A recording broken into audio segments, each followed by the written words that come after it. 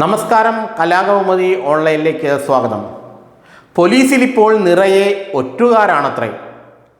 BJPക്ക് വേണ്ടി ചാരപ്പണി നടത്തുന്നവർ, CPMന് വേണ്ടി ചാരപ്പണി നടത്തുന്നവർ, എന്തിന് SDPIക്കും പോപ്പുലർ ഫ്രണ്ടിനും വരെ ഒറ്റുകാർ പോലീസിൽ പ്രവർത്തിക്കുന്നു എന്നാണ് വാർത്തകൾ വരുന്നത്. കഴിഞ്ഞ ദിവസം തൃശ്ശൂരിൽ BJP പ്രവർത്തകരും CPM പ്രവർത്തകരും തമ്മിൽ ചില ഏറ്റുമുട്ടലുകൾ ഉണ്ടായിരുന്നു. സുരേഷ് ഗോപിയുടെ ഓഫീസിലേക്ക് CPM നടത്തിയ പ്രകടനം അക്രമസക്തമായതിനെ തുടർന്ന് പോലീസ് നടപടി ഉണ്ടാവുകയും രണ്ട് പാർട്ടിയുടെയും അണികൾ തെരുവിൽ ഏറ്റുമുട്ടുകയും ചെയ്യുന്ന ഒരു സവിശേഷമായ സാഹചര്യമുണ്ടായി. അതിനിടെ BJPയുടെ ഒരു പ്രതിഷേധ റാലിയിൽ പ്രസംഗിക്കവേ പാർട്ടിയുടെ തീപ്പൊരി നേതാവ് ശോഭാ സുരേന്ദ്രൻ പറഞ്ഞതാണ്, താനിപ്പോൾ വീട്ടിൽ നിന്നിറങ്ങുമ്പോൾ തന്നെ ഒരു പോലീസുകാരൻ വിളിച്ചു, BJPക്കാരെ നോട്ടമിട്ട് വച്ചിട്ടുണ്ട്, എപ്പോൾ വേണമെങ്കിലും അടികിട്ടാം, ജലപീരങ്കിയുടെ മുന്നിൽ നിന്നും മാറി നിൽക്കണം, പ്രത്യേകിച്ച് പനിയോ അല്ലെങ്കിൽ ചെവിട്ടിൽ എന്തെങ്കിലും അസുഖമോ ഉണ്ടെങ്കിൽ. ഇതാണത്രേ ആ രഹസ്യ പോലീസുകാരൻ ശോഭാ സുരേന്ദ്രനോട് അതീവ രഹസ്യമായി പറഞ്ഞത്. ഇത് ശോഭ അവിടെ വെളിപ്പെടുത്തുകയും ചെയ്തു. ഇതോടുകൂടിയാണ് പോലീസിലെ ചാരന്മാരെക്കുറിച്ചുള്ള വാർത്തകൾക്കും വിവാദങ്ങൾക്കും വീണ്ടും ജീവൻ വച്ചത്.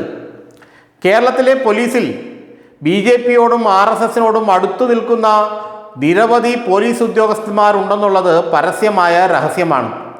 പലപ്പോഴും RSS നേതാക്കൾക്കും BJP നേതാക്കൾക്കും പല സഹായങ്ങളും ഇവർ ചെയ്തു കൊടുക്കാറുണ്ടത്രേ.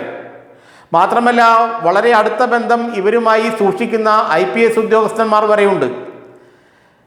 ADGP MR അജിത്കുമാർ RSSന്റെ ദേശീയ നേതാവിനെ കാണാൻ പോയത് മാത്രമല്ല കാര്യം, അതിന് താഴെയുള്ള പല ഓഫീസർമാരും, പ്രത്യേകിച്ച് സർക്കിൾ ഇൻസ്പെക്ടർ DYSP റാങ്കിലുള്ള ഓഫീസർമാരൊക്കെ RSSുമായി BJPയുമായി അടുത്ത ബന്ധം ഉള്ളവരാണെന്നാണ് ഇപ്പോൾ പറഞ്ഞു കേൾക്കുന്നത്.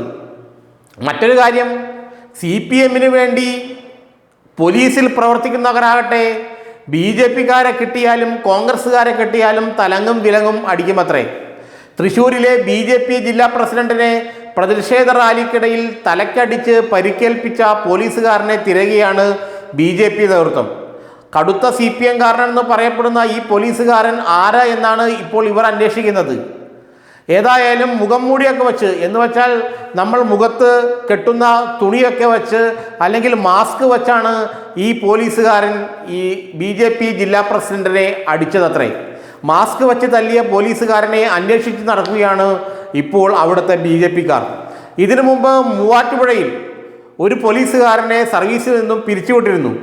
അദ്ദേഹം SDPക്കാർക്ക് വിവരങ്ങൾ ചോർത്തിക്കൊടുത്തു എന്ന് പറഞ്ഞായിരുന്നു അത്. RSSകാരെ കുറിച്ചുള്ള വിവരങ്ങൾ SDPക്കാർക്ക് ചോർത്തിക്കൊടുത്തതിനെ തുടർന്നാണ് അദ്ദേഹത്തെ സർവീസിൽ നിന്നും പിരിച്ചുവിട്ടതെന്ന് അറിയാൻ കഴിയുന്നു. അങ്ങനെ പോലീസ് മുഴുവനും ചാരന്മാരാണ്, എല്ലാ പാർട്ടികളുടെയും. എന്തോ ഭാഗ്യത്തിന് കോൺഗ്രസിൻ്റെ ചാരന്മാരാണെന്നുള്ള വിവരം ഇതുവരെ പുറത്ത് വന്നിട്ടുമില്ല. അതുകൊണ്ട് പോലീസിലെ ചാരന്മാരെ അന്വേഷിച്ച് സ്പെഷ്യൽ ബ്രാഞ്ച് നെട്ടോട്ടം ഓടുകയാണ്. കേരളത്തിലെ പോലീസിന് ശക്തമായൊരു ഇൻ്റലിജൻസ് സംവിധാനമുണ്ട്. ഇൻ്റലിജൻസിന് DGP ഉണ്ട്, താഴെത്തട്ടിലുള്ള ഉദ്യോഗസ്ഥന്മാരുണ്ട്. പക്ഷേ ആരാണ് ഈ RSSനും CPMനും SDPIക്കും വേണ്ടി ചാരപ്പണി നടത്തുന്നതെന്ന് ഇതുവരെ കണ്ടുപിടിക്കാനായിട്ടില്ല. അങ്ങനെ ചാരന്മാരുടെ ബാഹുല്യത്തിൽ അല്ലെങ്കിൽ ചാരന്മാരുടെ ബാഹുല്യത്താൽ തളർന്നിരിക്കുകയാണ് ഇപ്പോൾ കേരളത്തിലെ പോലീസ് സംവിധാനമത്രേ. ഏത് രാഷ്ട്രീയ പാർട്ടിക്കെതിരെ നീക്കമുണ്ടായാലും അപ്പോൾ ആ നിമിഷം ആ നേതാക്കളുടെ ചെവിട്ടിൽ വിവരം കിട്ടും. PC ജോർജിന്റെ ചെവിട്ടിൽ പോലും അത്തരം വിവരങ്ങൾ കിട്ടിയിട്ടുണ്ടെന്നാണ് പറയുന്നത്. BJP കടുത്ത സ്വാധീനം പോലീസിൽ ചെലുത്തുന്നുണ്ടെന്ന് UDFും മുസ്ലിം ലീഗും മറ്റ് സംഘടനകളും നിരന്തരമായി ആരോപിച്ചു വരികയാണ്. RSSന്റെ സ്ലീപ്പർ സെൽ തന്നെ പോലീസിലുണ്ടെന്നാണ് ചിലർ പറയുന്നത്. ഏതായാലും ഒരു കാര്യം ഉറപ്പാണ്, പോലീസിൽ ചില ചാരന്മാരുണ്ട്. ആ ചാരന്മാരെ കണ്ടെത്തേണ്ടത് സർക്കാരിൻ്റെ ചുമതലയുമാണ്.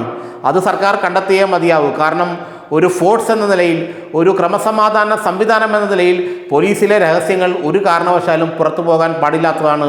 അങ്ങനെ പുറത്തുവിടുന്നവർ ആരായാലും, അവർ RSS ആയിക്കോട്ടെ, CPM ആയിക്കോട്ടെ, SDPI ആയിക്കോട്ടെ, കോൺഗ്രസ് ആയിക്കോട്ടെ, കടുത്ത ശിക്ഷാ നടപടികൾ നേരിടേണ്ടതുമാണ്.